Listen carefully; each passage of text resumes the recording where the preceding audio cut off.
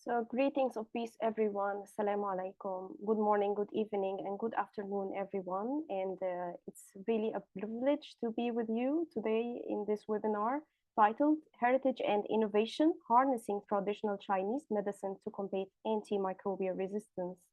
And we are so pleased to have you all with us, whether you are new to the MRN space or just joining for the first time. It's really a timely and vital conversation for all of us to engage in. My name is Mona Sherbini. I'm an associate professor of medical parasitology and infectious diseases at Cairo University, Egypt. And also I'm director of the Mentoring Research Network, along with Samuel Abimbola, who will be moderating with us this session, and also Kukul Rajandran from India. Let me first introduce you to the MRN space and our objectives.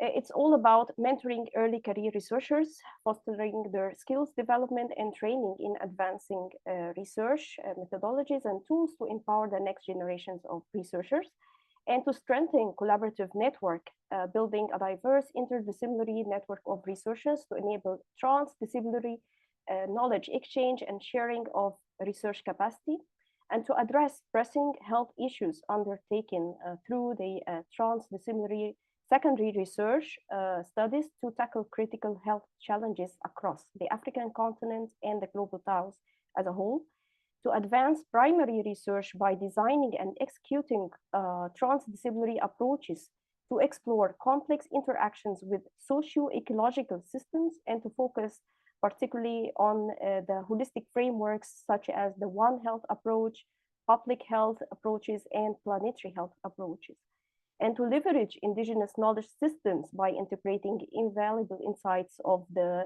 indigenous knowledge wisdom to bridge past, present, and future perspectives to understand the health determinants and sustainable development. And finally, to engage policymakers by facilitating roundtable discussions with national and continental policymakers to address challenges in planetary and human health across the global south. So also I would like to invite you to visit our website to see our past events. We have already discussed about the topic of antimicrobial resistance with Yola Olandji from Nigeria, and also with Kukul when he introduced the topic of traditional medicine and sustainable development goals and climate action in the WHO 77. And by the way, is it going to be this month or next? I think in May, right? May, yeah, maybe. Yeah, and also we have some conference presentations about the integration of planetary health and antimicrobial resistance and traditional medicine perspectives. So again, all of this will be showcased in the MRN website. So here is just some of the membership joining us since 2021.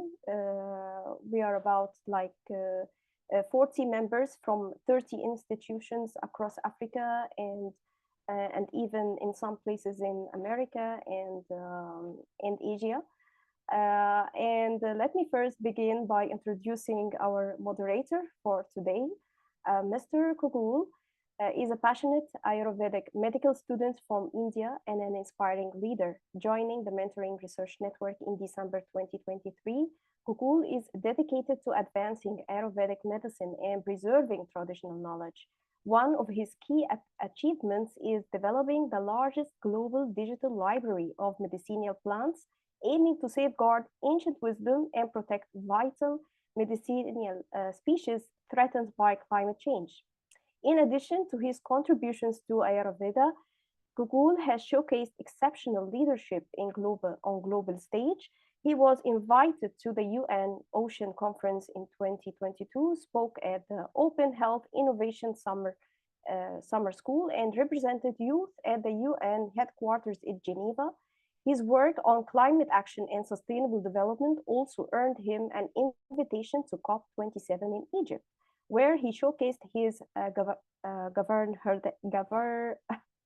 help me here, Kuhu.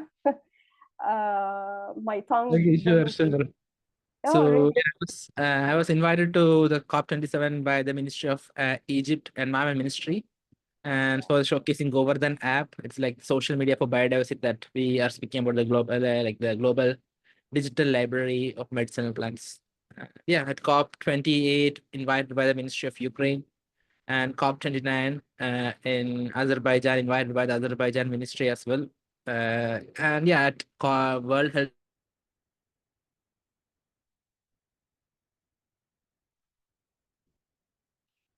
invited by the Kukul, your internet is somehow broken, so I really hope you return back, and maybe you can share with us in the chat box the link to your website and also to this very interesting medicinal plants the application. electricity here just went off and my Wi-Fi just like went away as well. So sorry for that. So yeah, that's it. And World Health Assembly as well. We had like a side event. We were not invited as because of the traditional medicine was not something recognized at that time. But we are still fighting for pushing forward traditional medicine as much as possible, and hope this time there will be some kind of a change. And I think for the agenda for World Health 78, there is like a lot of inputs for traditional medicine. Yep, thank you. Yeah, that's very interesting. And please share with us in the chat box, Kuhul, more about your initiatives and activities, and also the link to your Medicinal Plants library. Thank you so much, Kuhu. And about Samuel Abimbola, Samuel is the co-director of the MRN, and he's a passionate, goal-oriented PhD student in the field of environmental health, based at Cyprus International Institute for Environmental and Public Health, where he has also obtained his Master of Public Health. Prior to this, he completed his bachelor degree in zoology at the University of Ilorin in Nigeria. Samuel is a public health enthusiast with a key interest in environmental occupational health, epidemiology, exposome science, and planetary health. Outside of his academic pursuit, Samuel loves country music and animals. He is also an avid reader, spending his free time exploring various subjects when he is not conducting research. So, Samuel, would you like to say a few words, or you're still at the lab busy right now? Let us know if you can greet the audiences and. Thank you very much, Dr. Bona. I cannot put on my camera now. I'll do it in a moment. I need to get myself into a place where the privacy conditions of the lab is not abused. So yeah, my name is Samuel. It's a pleasure to be with all of you this afternoon, or morning or evening, whatever time of the day it is at your end. And just like the bio on the screen already shows, I am a PhD student. And I think I will just sum up by saying I love everything within at the MRN. It very much aligns with my goals, and I hope we can continue to do this on an even broader and larger scale. Thank you. Thank you so much, Samuel. And I think I mentioned about myself already. Let me also mention a very important acknowledgement before we start our meeting, because this event wouldn't have been possible without the generous support and cross-cultural collaboration. We are especially thankful to Professor Heidi Al-Bayoumi from the Cultural Relational Office at Cairo University, whose efforts in fostering academic exchange and building bridges between institutions played a pivotal role in connecting us with our colleague who will be giving us the lecture today from Taijiang University of Traditional Chinese Medicine. So thank you so much, Professor Heidi, for your continued dedication to intercultural collaboration. And now we also want to talk on behalf of the MRN that we would like to express our gratitude for this support in delivering this lecture that we are going to share with all of you today on traditional Chinese medicine. So the webinar today will be highlighting the global threat of antimicrobial resistance to understand the scale and impact of drug-resistant infection on public health worldwide. and to address traditional Chinese medicine holistic regulation concept, to learn about traditional Chinese medicine, how it restores the body balance, and how it can address the root causes rather than symptoms alone. And this will bring us more into the herbal formulas and the discoveries made so far to target multi herbal combinations where complementary botanical work can enhance the efficiency and reduce adverse effects. And of course, this part is the domain of Professor Soha. So we would like to learn more about this synergistic herbal formulas after Professor Li Yankee finishes her lecture, inshallah. And finally, how all this can be seen through the real world examples of traditional Chinese medicine in action, from infection diseases control to immune modulation, and its role in integrative health care models. So I'd also like to remind you of the post-webinar survey. You can scan this code for now, and this will bring you to the post-webinar survey so that you can post your valuable feedback after the lecture finishes. About Professor Li Yankee, she is a traditional Chinese, she's based at the Traditional Chinese Medicine College, Tangjiang University of Traditional Chinese Medicine, China. She's also a visiting scholar in the Western Sydney University in Australia and a member of the World Federation of Chinese Medicine Societies and member of Chinese Acupuncture and Moxie Boston Society. We are really privileged and honored to have the recorded lecture of Professor Li Yankee. And without further ado, let's start listening and watching carefully all of the slides. The presentation is about 40 minutes, so be with us and share all your comments and feedback as we move through the slides so that we can engage together while watching this presentation. Ladies and gentlemen, hello. I'm Efficacy from University of Traditional Chinese Medicine in China, and it is both an honor and a privilege to stand before you today to share the topic here as heritage and innovation, the global health contribution of traditional Chinese medicine in the AMR era in combating infectious diseases. For thousands of years, traditional Chinese medicine has served as a bridge between ancient wisdom and evolving communities. Today, as we confront the 21st century challenges like drug-resistant diseases, TCMs, holistic philosophies, and Hi, Mona. I don't think we can hear this. historical insights, but actionable strategies for prevention. Okay, cool. So the audio is not really audible.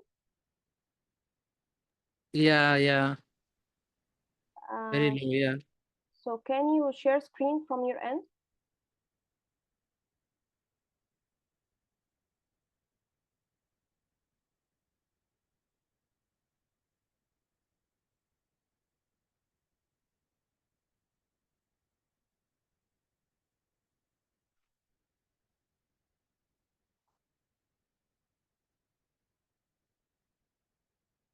I think also Professor Yankee, she's joining now with us.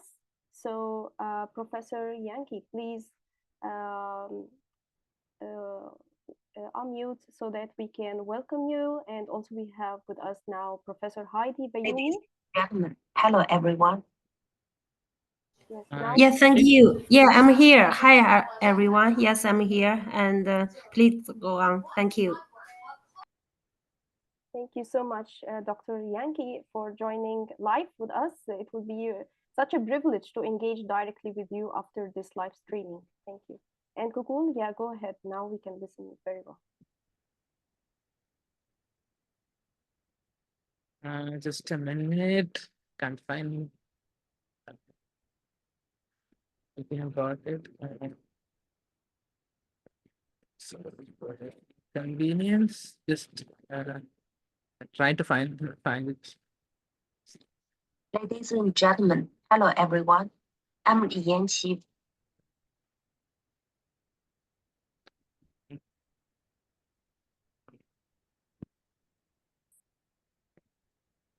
Hi guys, can you hear me? Yes. Okay, just a minute.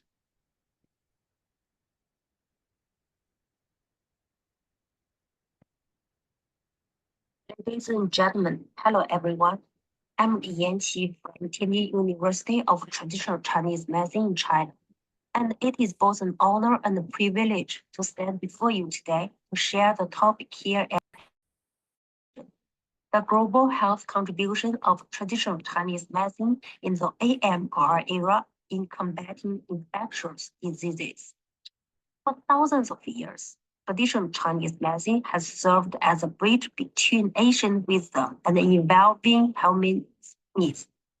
Today, as we confront the 21st century challenges like drug-resistant pathogens, TCMs, holistic philosophies, and innovations application offers not just historical insights, but actionable strategies for prevention, treatment, and cross-cultural collaborations.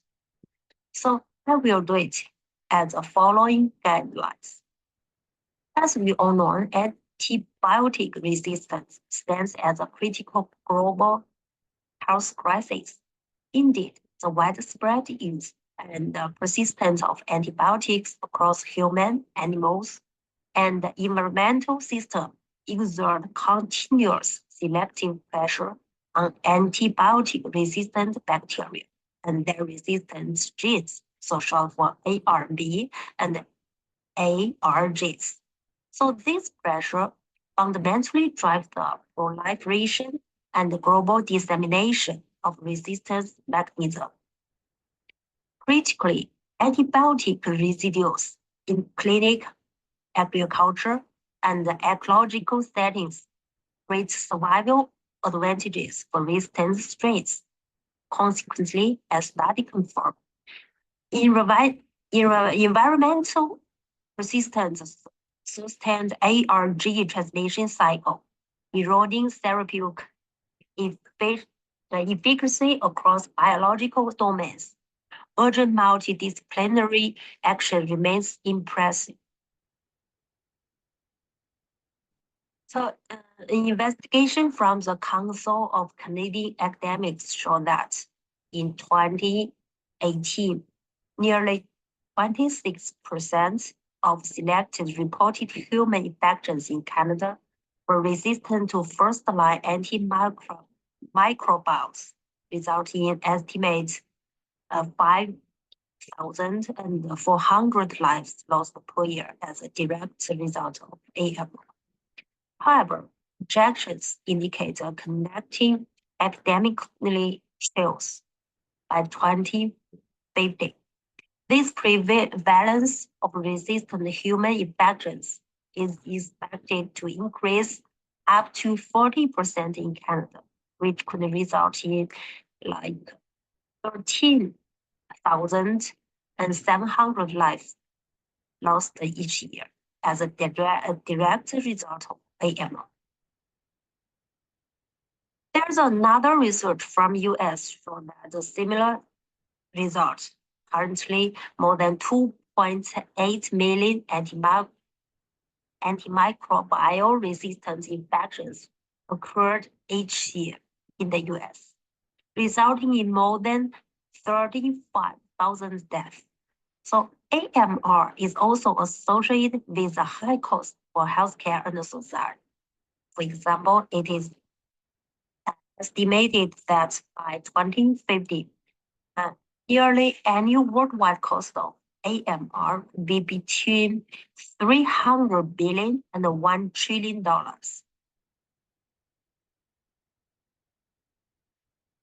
So currently, antibiotic drugs development confronts pressing challenges requiring immediate focus. Despite ongoing demands for new treatments against the drug-resistant bacteria, real-world application of research remains critical. Data indicates fewer than only 20% of experimental drugs ultimately gain full approval, with most successful agents being modified versions of existing antibiotics. This lack of breakthrough innovation accelerates resistant development, progressively weakening treatment effectiveness after approval and beating repeated therapeutic setbacks. A research emphasizes the need for combining approaches. Improved infection control measures must be implemented alongside the strong antibiotic management system to maintain drug effectiveness. So pipeline analysis shows only 15% of early stage candidates imply fundamentally new antibiotic mechanisms, revealing significant innovation gaps. This complex crisis demands urgent collaboration across research, regulation, and healthcare sectors.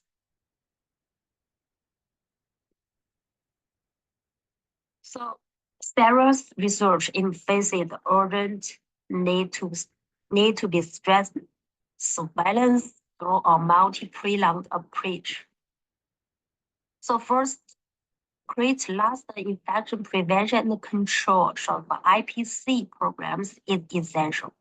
These initiatives should combine proven methods like stricter cleanliness standards and responsible antibiotic use policies to reduce disease spread and antibiotic overuse, particularly addressing care disruptions seen during health crises like pandemics.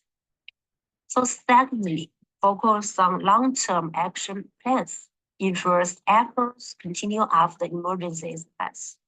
So this involves setting up consistent systems to monitor drug-resistant trends and sharing data through unified platforms using insights from pandemic, the related monitoring shortcomings. So thirdly, improving healthcare system readiness needs dedicated support for staff education, upgraded testing facilities, and faster emergency response systems. For example, overloaded hospital during the pandemic showed how hard it is to manage urgent treatments while maintaining prevention efforts. So that's a problem directly applicable to fight drug resistance. And finally, system-wide updates like digital health platforms and local testing networks can build stronger defense. Partnership approaches similar to the multi-sector teamwork used in COVID-19 resource distribution should drive far and creative solutions for drug resistance. So together, these steps create a unified strategy to protect global health from the rising threat of antimicrobial resistance.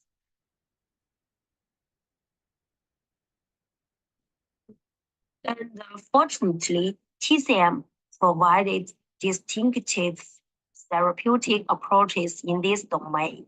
A research showed that herbs like Kushen and Shengjiang is so promising for fighting infections. Firstly, antibiotics usually hit just one target. Think of it like fixing a leak from a single patch. But herbs, they work like a network, repairing multiple leaks at once. Studies show Kushen Shengjiang affects through immune pathways, bacterial growth, and inflammation control altogether. So this multi-action approach could make treatment more robust. Imagine combining herbs with antibiotics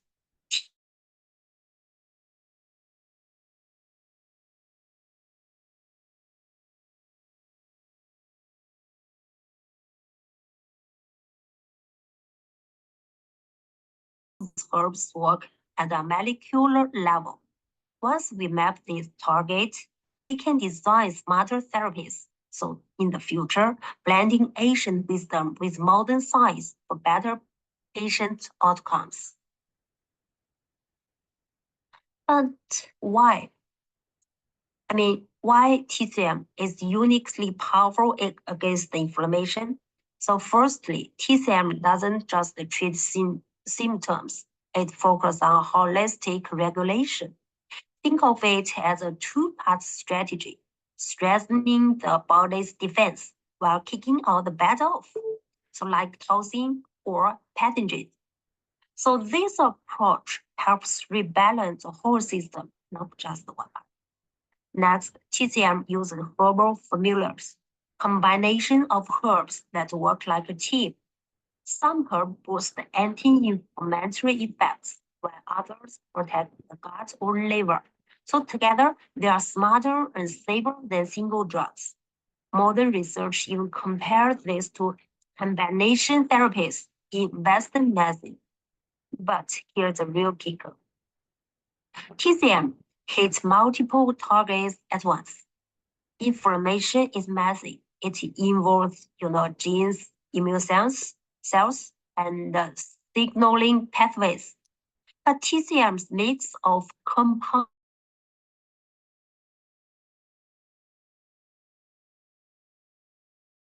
offer active immune responses and repair damaged tissues. This makes it especially effective for tough cases like rheumatoid arthritis or colitis. So in short, TCM is not just old wisdom. It's a procedure tool for modern inflammation challenges. Working with the body's natural system, it offers safer, longer-lasting solutions.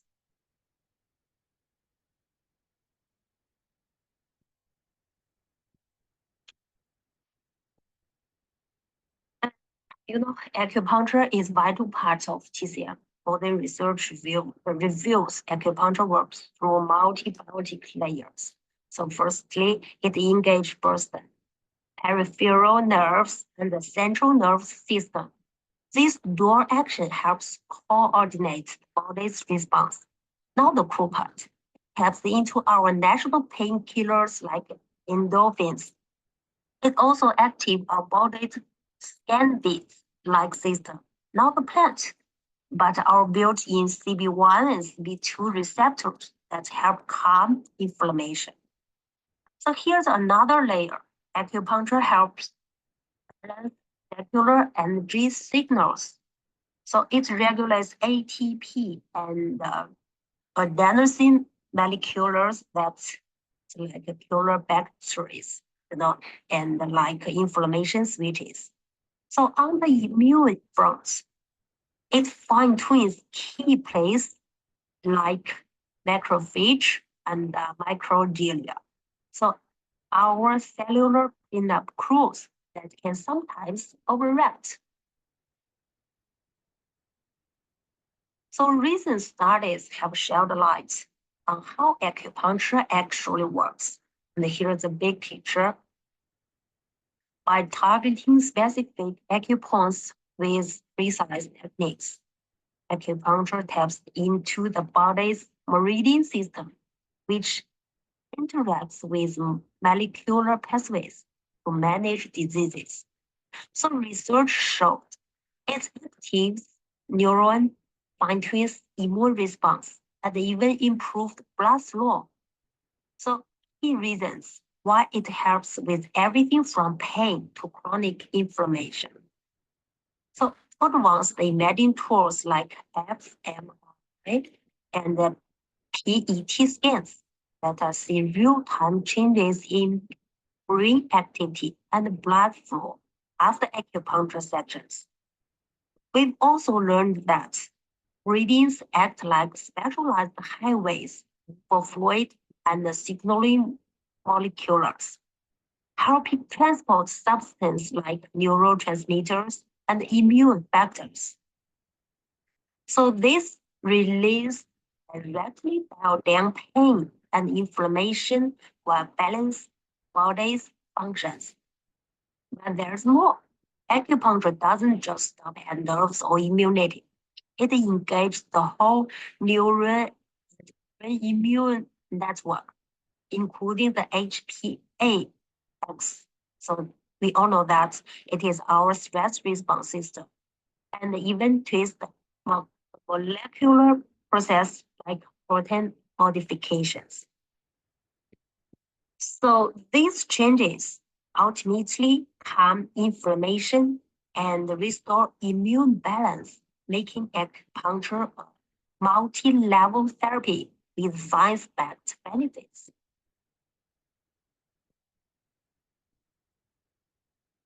And at the local tissues level, inflammatory pain arises when immune response linked to inflammation interacts with heightened sensitivity of pain sense nerves.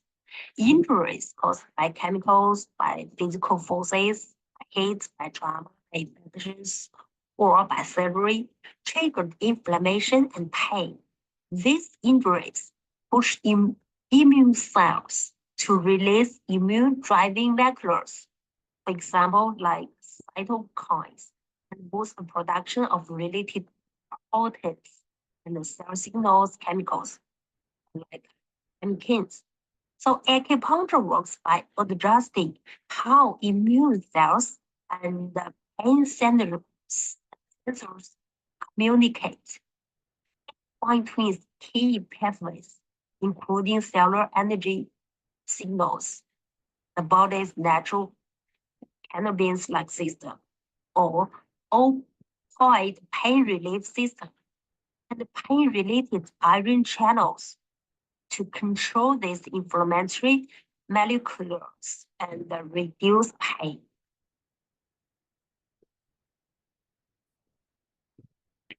And here is how acupuncture tackles pain through the central nervous system in simpler terms. So firstly, the spinal cord dorsal horn, short for SCDH, works like a relay station for pain signals. So it relieves pain alerts from peripheral nerves, sending them up to the brain or pathways like the spinal dynamics tract, and also get feedback signals from the brainstem. Now, this area is not just a passive message. It's packed with different nerve cells, some of them amplified pain signals, and others that deaden them, all releasing various chemical messages. Then there's a pain amplification process. Activate microglia cells in the spinal cord that release inflammatory chemicals. So these chemicals contribute to that persistent pain memory effect we call central sensitization. This is where acupuncture steps in at the spinal level. It helps rebalance these chemical conversations between cells and between key signal pathways. But it doesn't stop here. Acupuncture also works higher up in the brain. It targets critical areas like the hypothalamus. So, there's our body's control center and the PAG and the RBM. So that is pain regulation zones. So along with emotion-related regions like prefrontal cortex and the hippocampus. So by infusing specific brain chemicals, acupuncture doesn't just dial down the physical pain, so it's also helps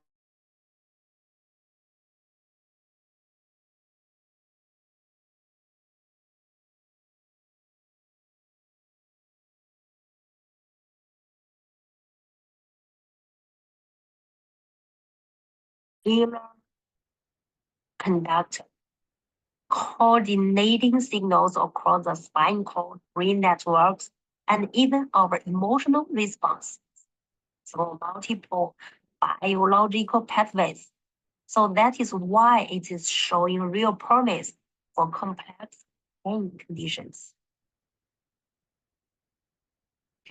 Now that we've covered the growing problem of antibiotic resistance and how TCM and acupuncture plays a role, let's dive into how TCM specifically tackles infections. We will start with its core theories. TCM, grounded in the holistic concept of unity between human and nature, emphasis thematic diagnosis and treatment based on primitive variations, environmental factors, and individual constitution. So these three together, building up the 6 meridian syndrome differentiation system established in the treatise on cold-definite diseases about 2,000 years ago.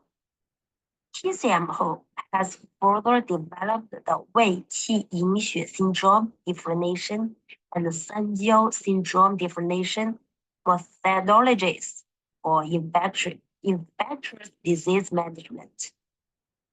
So this personalized treatment paradigm has demonstrated clinical advantages in addressing emergency infectious disease like COVID-19, functioning primarily through system modulation of host conditions rather than directly pathogen eradication.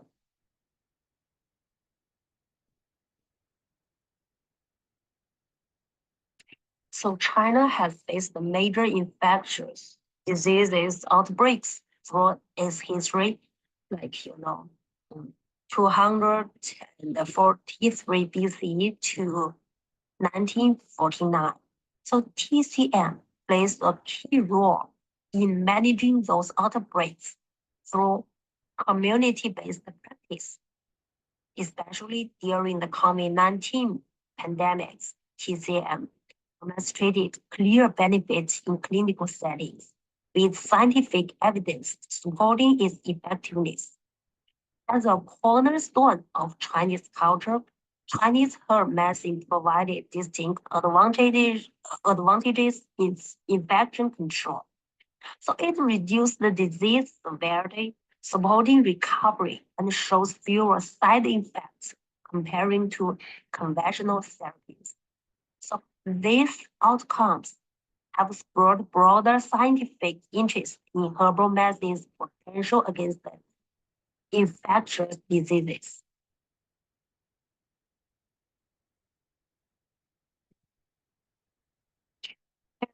TCM formulation have demonstrated clinical efficacy in managing infectious diseases. Their therapeutic actions primarily include combating virus, bacteria, and inflammation. So these benefits stem from bioactive compounds. This multi-component nature of TCM allows simultaneous targeting of multi-pathways, enhancing overall effectiveness. Current reviews predominantly focus on individual mechanism of special herbs, with fewer synthesizing evidence on integrated therapy synergy.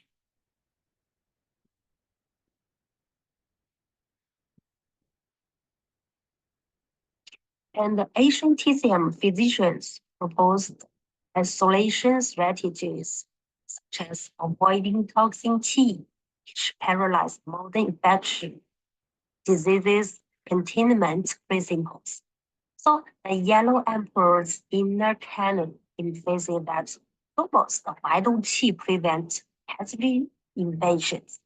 So achievable through herbal interventions, moxibustrin, and dietary medical therapies to enhance immunity.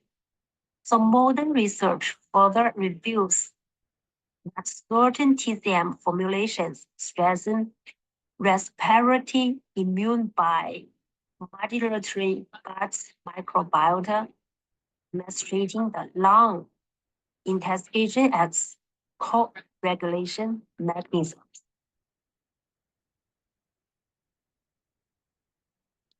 Now, let's explore acupuncture's role in infection disease management.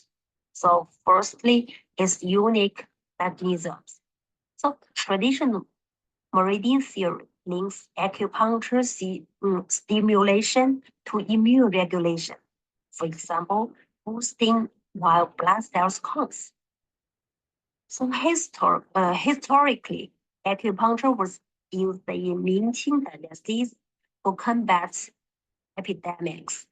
And modern studies even show electroacupuncture can improve CD4 T cell in HIV patients.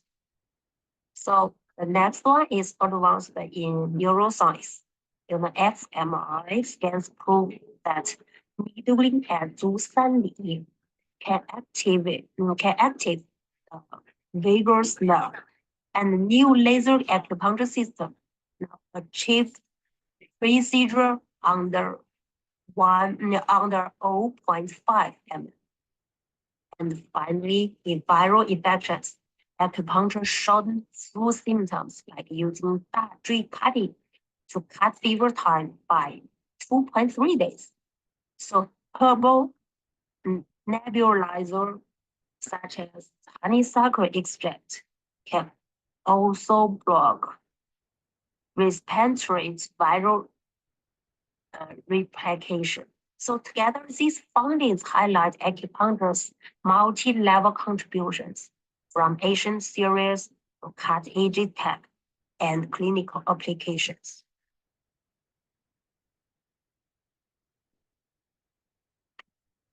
TCM employs distinct strategies for infectious disease management. So firstly, aromatic Japanese transforming therapy utilize the herb. And secondly, pathogen-expelling therapy eliminated toxins through methods like anaphoresis and projection, amplified by 性式干 fashion, which combines antiviral activities with regular of lungs qi channels.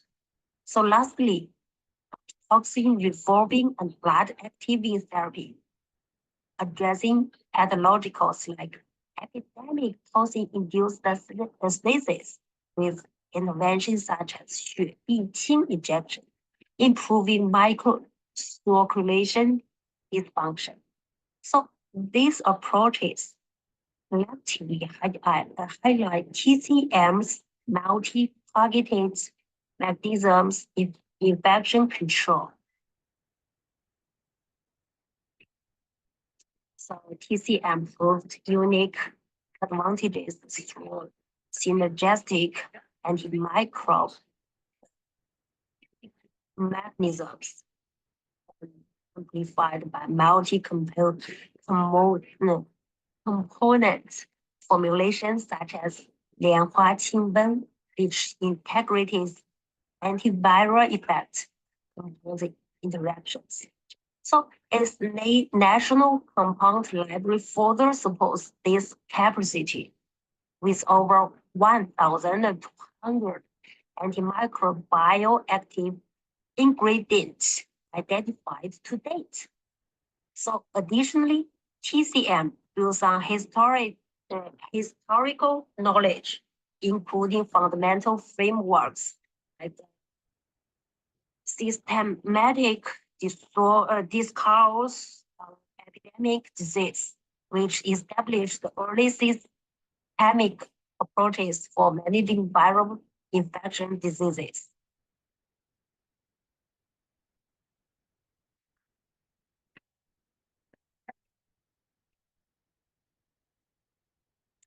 Innovative pathways for TCM organization.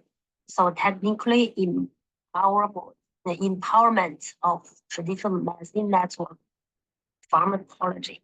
So firstly, this approach help us understand how herbs formulas like 黄连解毒 decoctions work through multi-targets to fight infections. So similarly, study using metabolomics show how acupuncture balance inflammatory response by regulating key pathways like 6 and TNF alpha and strontium study.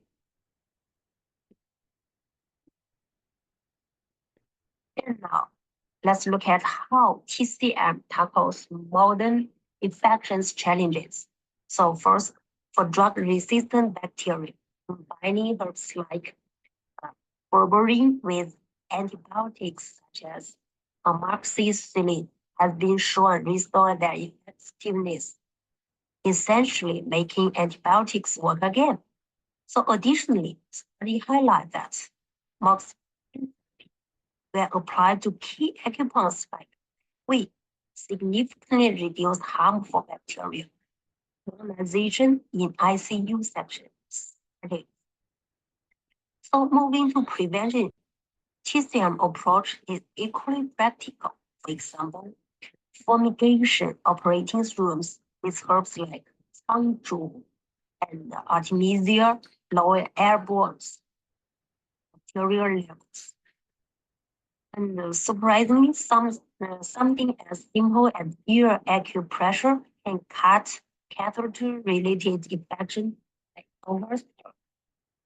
So together, these strategies show how TCM blends traditional with measurable real-world impact.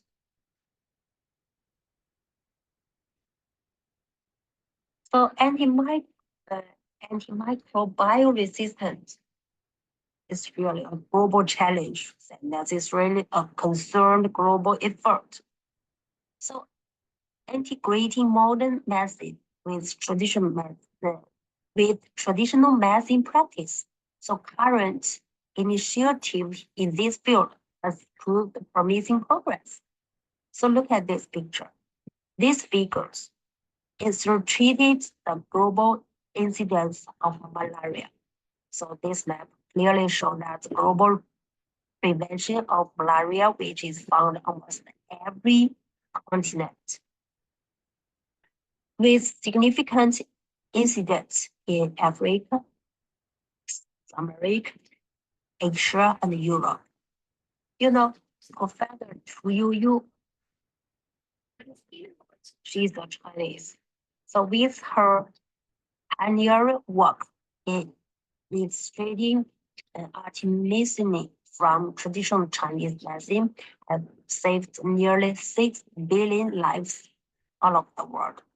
So these monumental achievements represents a remarkable milestone in medicine history and a significant achievement in the global fight against malaria. So for her exceptional contribution to human health, she was awarded 2015 Nobel Prize in physiology and medicine. Even furthermore, a 2025 study published under the Sino-European Collaborating Project, AQAMR, short for acupuncture of reduced antibiotic usage rate. Research has recently reported empirically findings supporting the role of acupuncture in decreasing antibiotic consumption. So all of these examples highlight the potential of bridging conventional and the innovative approaches to address this pressing public health issue.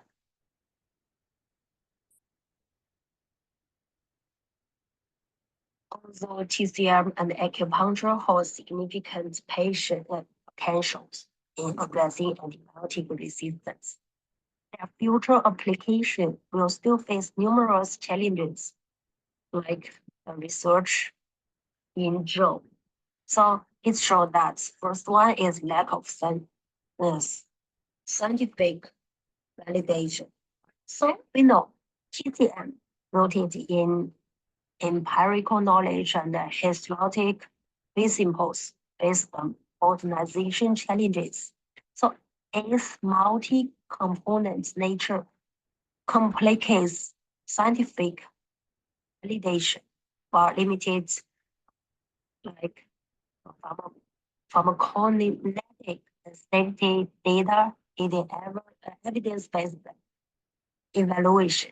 So current quarterly assessment inadequately link components to efficacy and the unclear dose response relationship abstract standardization. Despite historical value, insufficient validation and unresolved safety concern impede TCM's progress. The second one is a standardization and quality control. So TCM faces critical quality and safety challenges due to complex or compositions, regions, resource regions, and insufficient standardizations.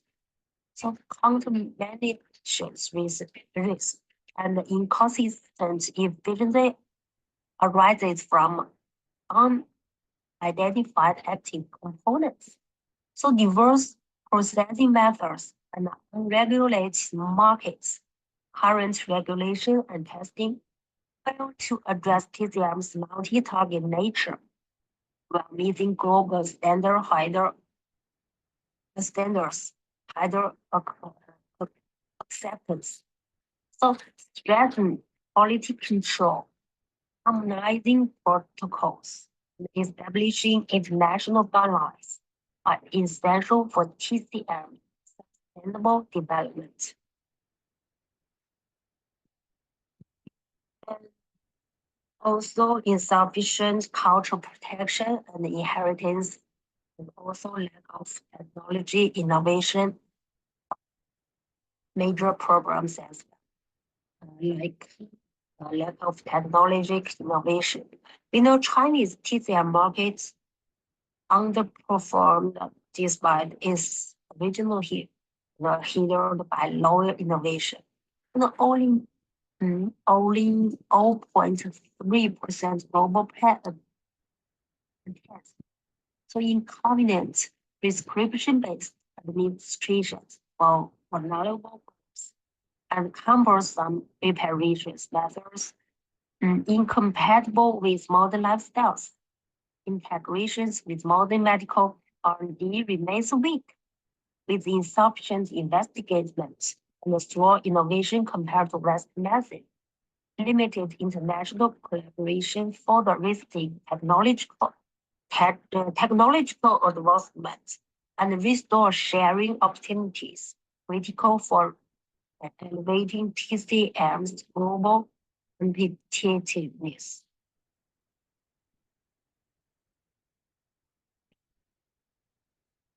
Even though we still have some futures and we have lots of wishes like sustained tradition and advanced innovation.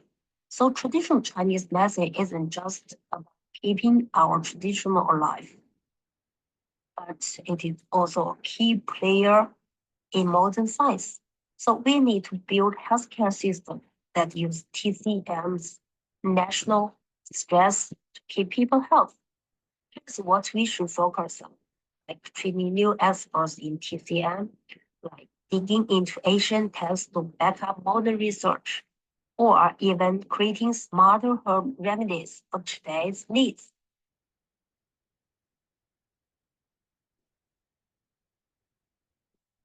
And new technologies are helping us TCM in more organized way. While standardized farming ensures herbs meet quality standards. And you know that governments helps a lot. Governments are now building teams that make science, medicine, and tech to create better treatments and tools, all while supporting greener global growth.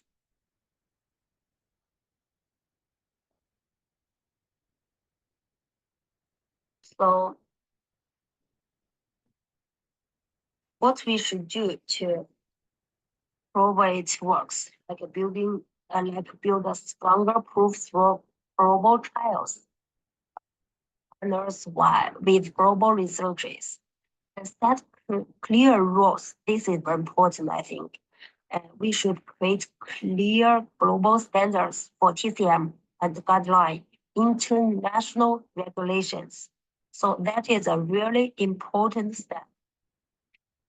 With that, we should also share the growth, like TCM hubs worldwide to boost the culture exchange and market access, and also team up, like building international network to secure TCM's place in healthcare system.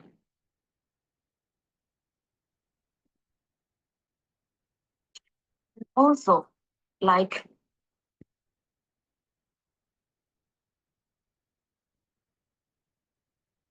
integrative medicine, where Asian wisdom is modern, so care for a healthy world, combining Chinese and Western medicine is a major national strategy. So it super changes healthcare by teaming up diverse strategies. This approach keeps TCM centuries old wisdom alive while blending cutting-edge science to create affordable care for everyone, especially those most in need. By working across disciplines, today's TCM tackles global health threats head on while staying grounded in its healing roots. For the last, let's give a conclusion here. We should focus on the core value, like covering the full cycle prevention, treatment, and recovery. And second one is a philosophy insight, balancing germs and the body naturally through holistic health strategies. And for the future vision, creating a collaborative model that combines traditional and modern healthcare systems together. That is all of for today. So thank you so much.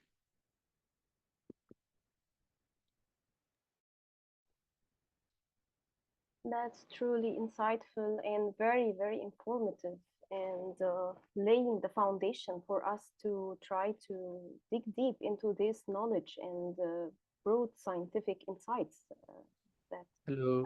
we barely know about it. Yeah, so thank you for sharing the screen, Guhu. And I wonder if you have thoughts or comments after viewing this video.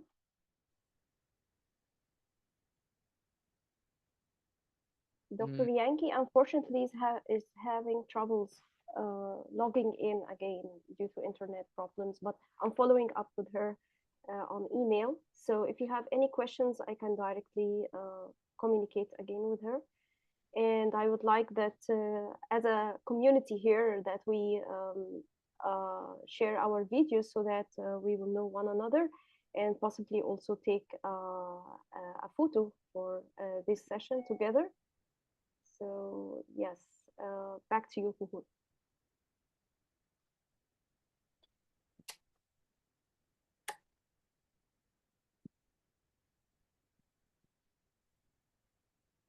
Yes, Kuhut. So what's your thoughts about the content of this presentation? For me, it was really insightful from something from Chinese side because I'm work like we are looking into how to integrate between Ayurveda, Chinese, and other indigenous medicines across the globe. So that is really interesting. And the main thing is main thing is that we are all using the same systems, like same issues that we are facing in India, same issues that they are also facing, same thing. Can't find which is the action points of the drugs and yeah, other stuff. So maybe like there will be a synergy point where we can find it like come up with very great innovative solutions with having dialogues with all of these people together. So that's one thing I was like really interested in doing after this. I don't know, my electricity is like coming and going, so there's No, a situation like that here. in general, it was really a good training. So thank you so much, Kuhut. And you. I totally agree with you that all ancient knowledge and indigenous knowledge systems, they carry this very broad and sophisticated ways of knowing and multi-layered modes of action and pathways targeting inflammatory pathways, nervous system, activation in certain ways that is beyond our common understanding and beyond what we was taught in the Western paradigm of medicine. So I just shared in the chat box the survey, the feedback. Please type in everything about your feedback after watching this video presentation. And feel free to unmute and share your insights after watching this lecture by Professor Lee Yankee. Yes, I think Dr. Soha, she is raising her hand. Yes, Dr. Soha. Yes, Dr. Soha, Dr. Mona. Yeah. let me briefly introduce you because we are truly honored to have you with us today, Dr. Soha. Dr. Soha is such a wonderful person, and she's also the head of the medical pharmacology department at Cairo University.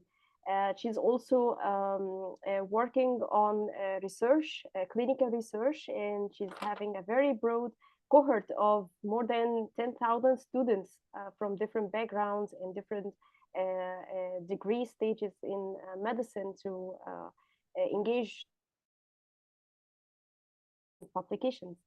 So, so happy to have you with us, Dr. Soha, and from your vast knowledge in pharmacology and the integration of medicine with this sort of indigenous approaches. What's your take after this lecture? Well, first of all, I'd like to thank you, Dr. Mona, for giving me this opportunity. The lecture was really interesting. I found the part about acupuncture quite interesting. I wasn't really expecting this. I was expecting to hear mainly about herbal products. So that was more or less of a surprise regarding effects on inflammation and infection. Um, Actually, many comments.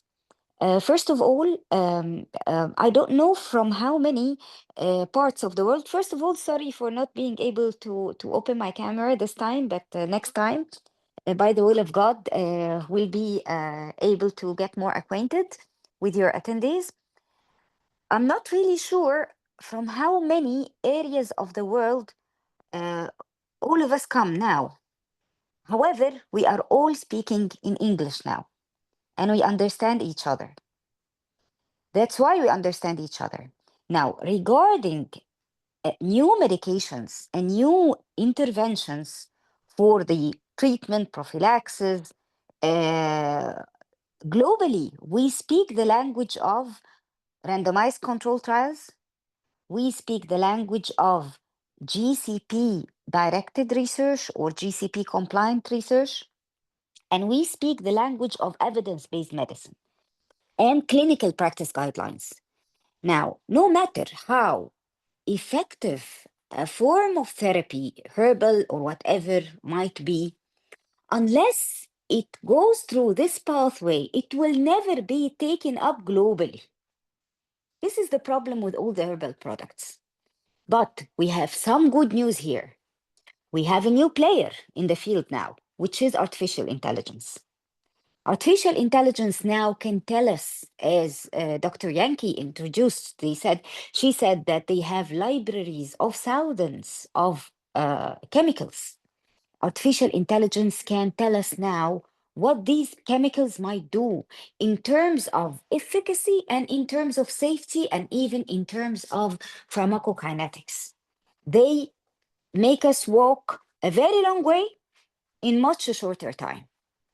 So myself, I'm very much interested to for all of us to have a connection with Dr. Yankee to know if there's really a library of products, if we can use the tools we have, because I have connection with some companies that work with artificial intelligence, maybe with the help of the students as well. And through this network, we can work on some of these products. We can predict what these products might do and then start to think and contemplate and maybe approach the regulators to advance such products in clinical trials or in clinical studies, but in a much informed way, or a much more informed way than we used to be before.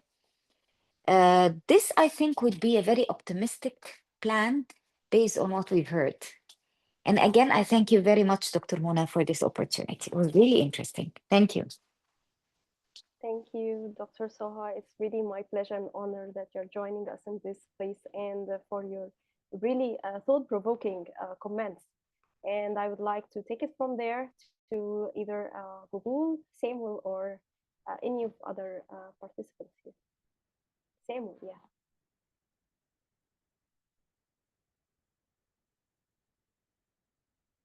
Unmute yourself, Samuel.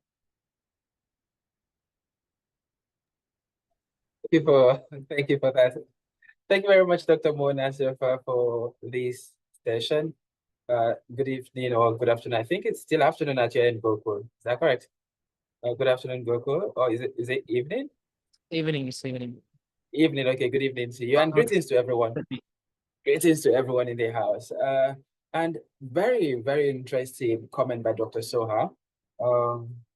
It's in fact one of the things I had on my list of potential questions or subjects for conversation.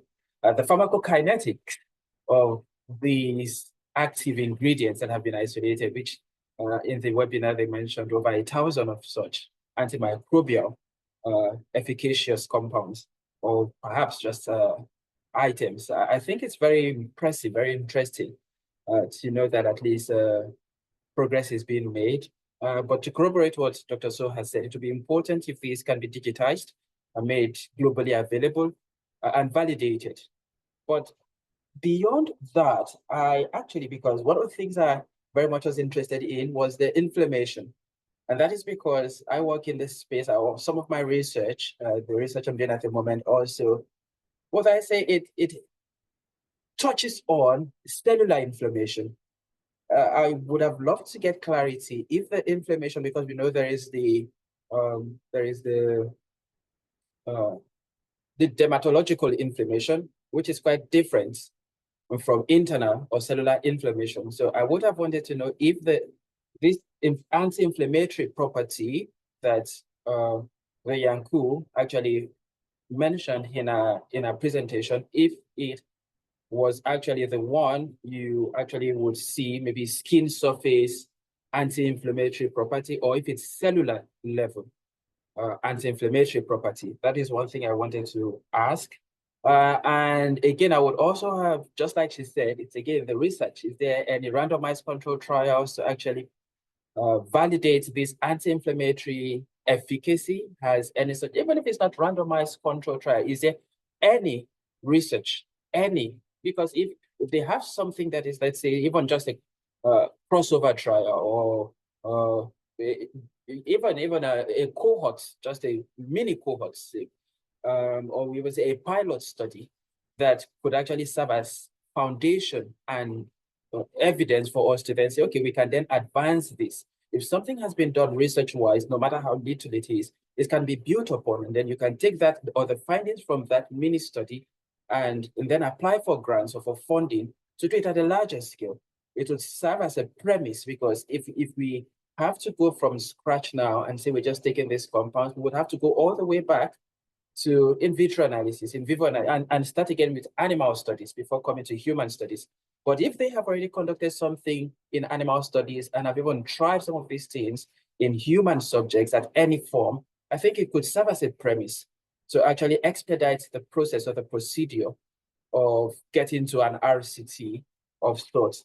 That is one of the things I wanted to touch upon. I would also have loved to hear about how TCM was applied for COVID-19. That also, it very much caught my attention. I was like, wow, interesting. And so, and because, and kudos to indigenous knowledge, we do know that most of the things we're doing, none of the things, this is perhaps my own opinion, I think none of what we do today is actually new. We most often than not just reinvent something that has already been done in the past.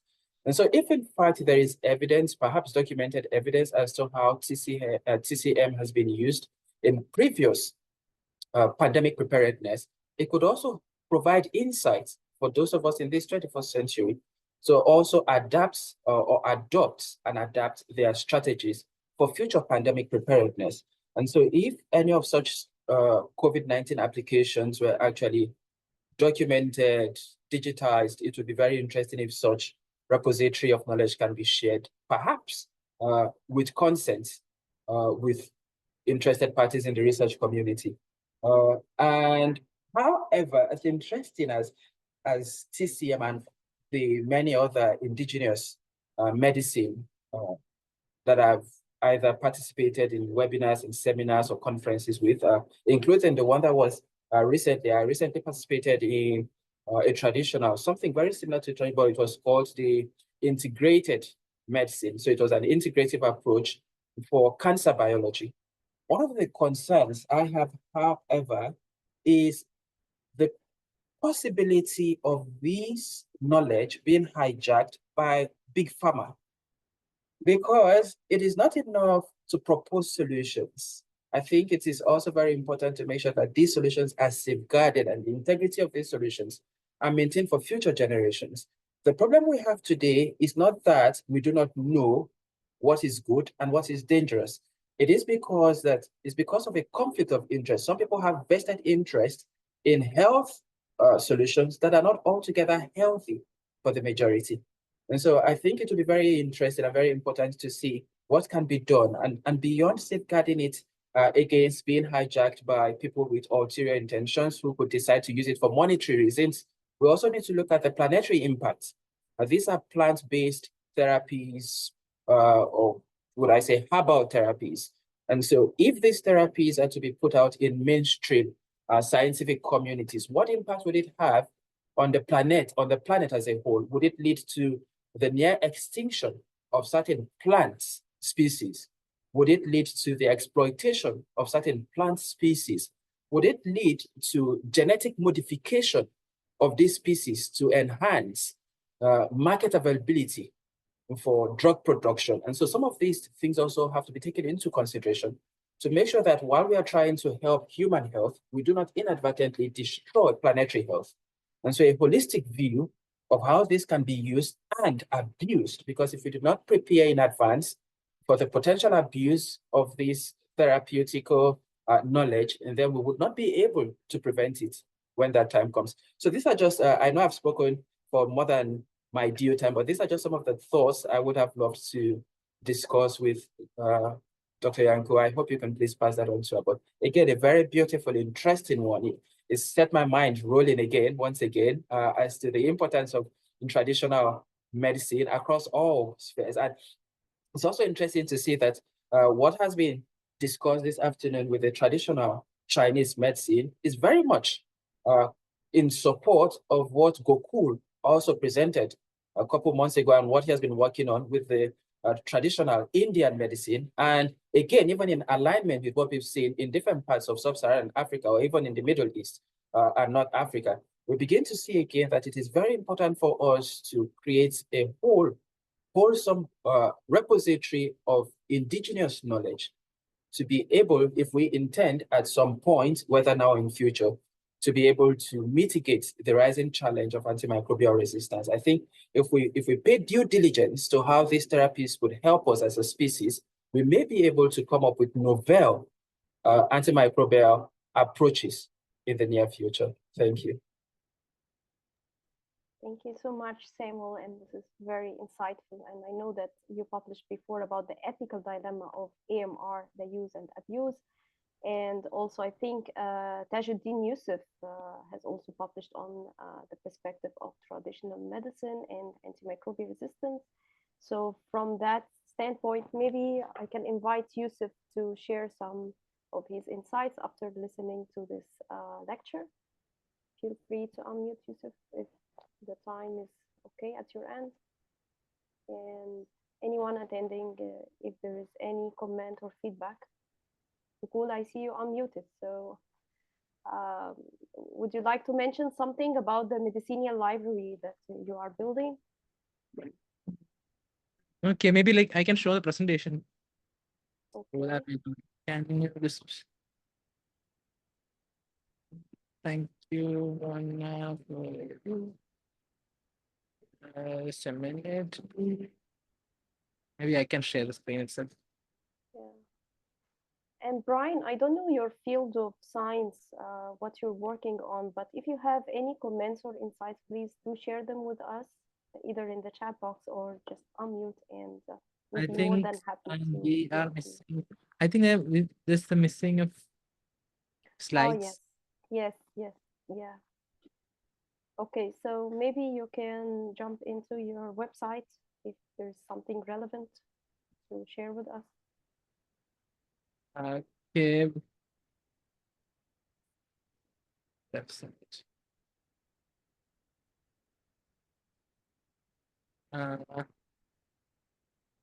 Yes, past events, I think.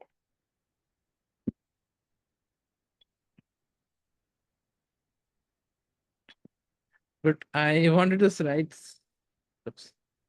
Not what part is in the slides. Yes, it's here. The previous presentation on Ayurveda.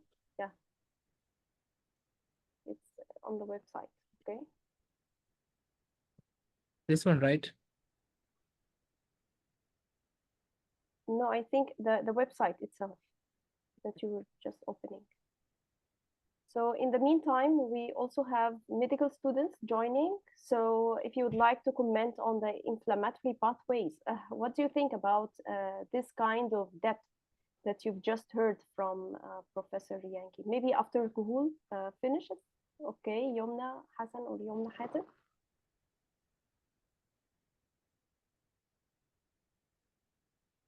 Okay, Google. Yeah. Just a minute. I think I can find the.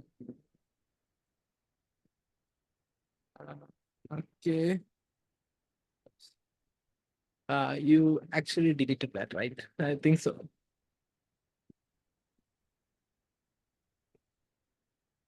So first of all, let us know your passion behind this application, Google. What really inspired you to collect a library of all the endangered species of medicinal plants due to climate change? Okay. I don't know where the slides went. Very bit confused stuff.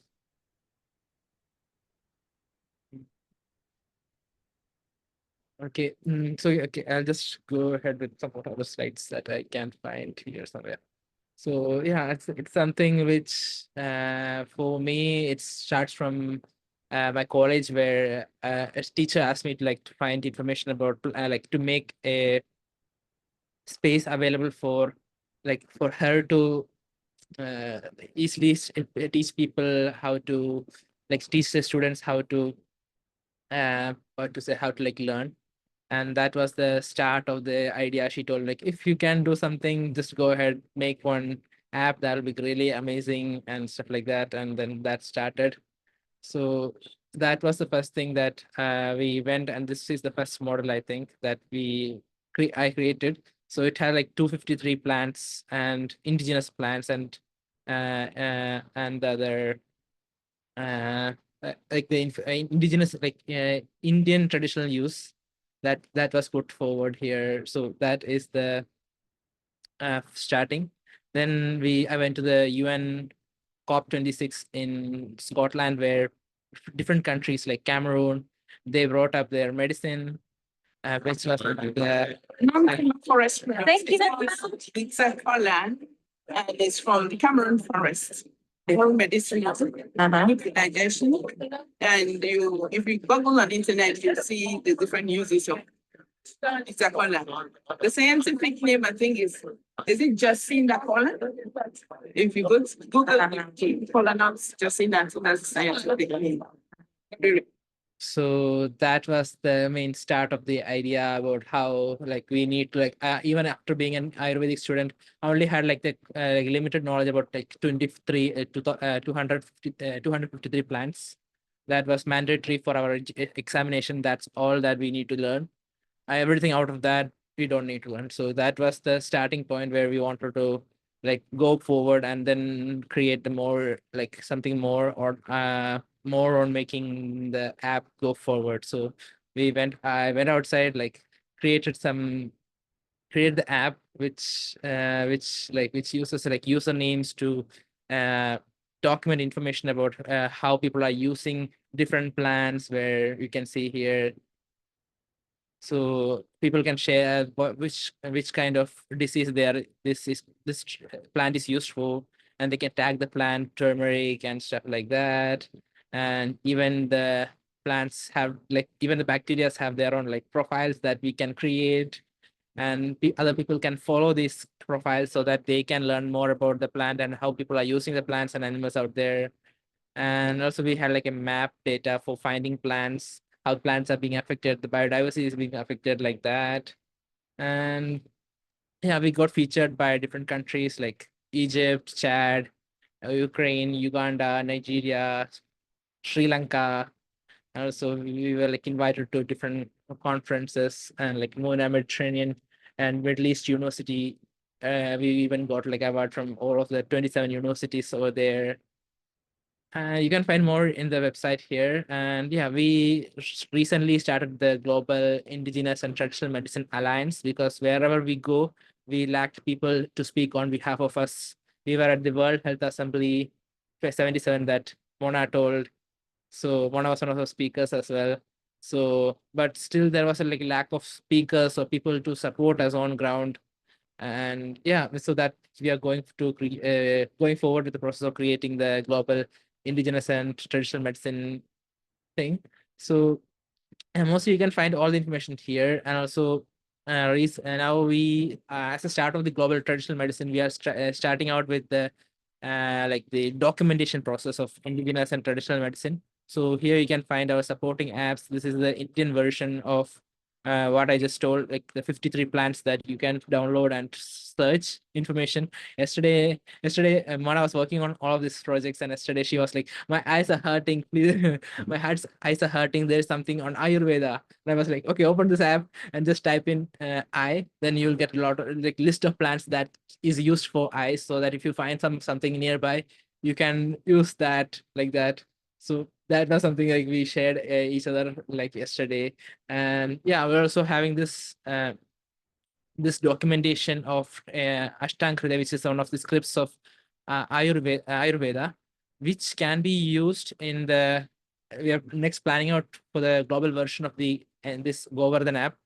So which this can the app will incorporate all of this information as well as a reference point, so that people can refer this from the app itself, so that people can know where to go and find the information.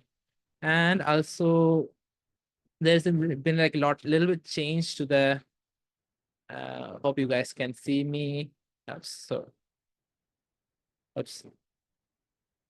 Maybe I'll share one screen once more. Okay, probably you can see me again. Okay. Okay, this is the oops.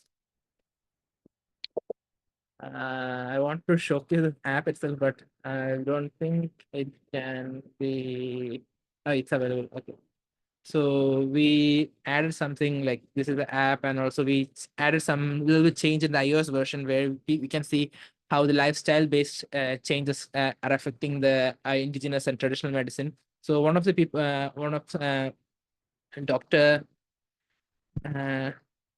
Dr. Soha told us like we can try to integrate all this medicine and patent it. So one of the issues that can come up is that the medicinal effects changes according to the weather pattern or the place they are in.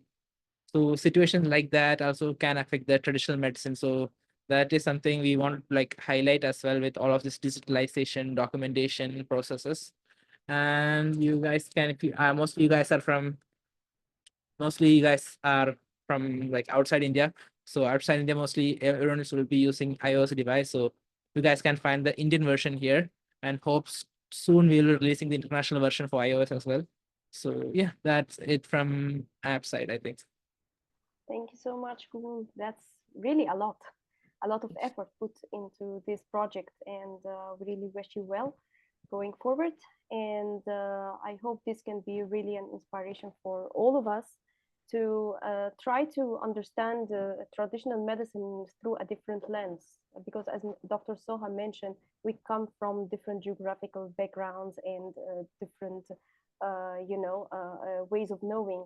So even in Egypt, we have the ancient Egyptian pharmacopoeia, so it's one of the largest. Perhaps Dr. Soha know better than me the classifications of all the medicinal plants and animal products and indigenous stuff used back then. So I think we have just 3 minutes to wrap up our meeting. I want to share something else as well. So this is the professional agenda for World Health Assembly this year, going to happen in May. We are trying to push forward to be over there to contribute to some of the informations, like they are having a global strategical plan for traditional medicine coming up here drafting. So we would like to be over there, try to push forward our stuff with different ministries over there, parties, and yeah, that is something that I want to say more. Like we are looking forward for people who are interested in this to give an input for some of the ministries that I reached out to. They are interested in supporting us to in moving forward. So yeah, if there is like interest, please feel free to reach out to Mona. So yeah, that's it. Thank you so much once again, Kuhul. And due to the time constraints now, we just want to wrap up this meeting and the key points that, or the take-home message after we attended this lecture. So it's all about the anti-inflammatory holistic strategy that we need to broaden our perspectives in, maybe through other models, traditional medicine models. After hearing the benefits of acupuncture, the analgesic effects, and its immense effect on the nervous system as a whole. So this core philosophy of nature and human unity is really important for us to understand.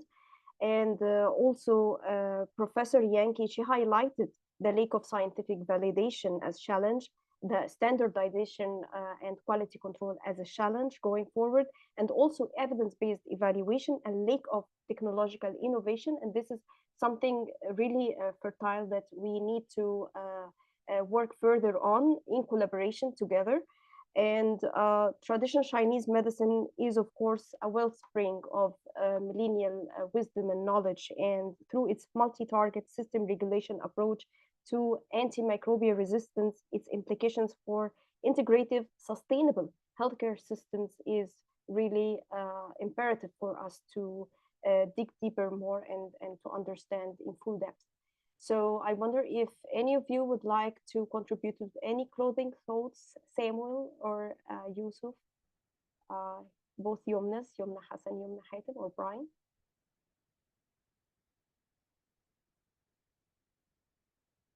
And of course, Dr. Soha, your vast knowledge in pharmacology and your background in clinical research, this will be really pivotal for us to try to integrate this kind of indigenous knowledge with cutting edge research techniques and methodologies. So we look forward to it, Dr. Amuna. Thank you very much. Inshallah. Thank you so much for joining, Dr. Soha, and thank you everyone for actively contributing with your thoughts and comments. And special thanks to our moderators, Kukul and Samuel Abimbola. And it's really a pleasure to have you all. And until next time, stay tuned and have a good day. Bye-bye.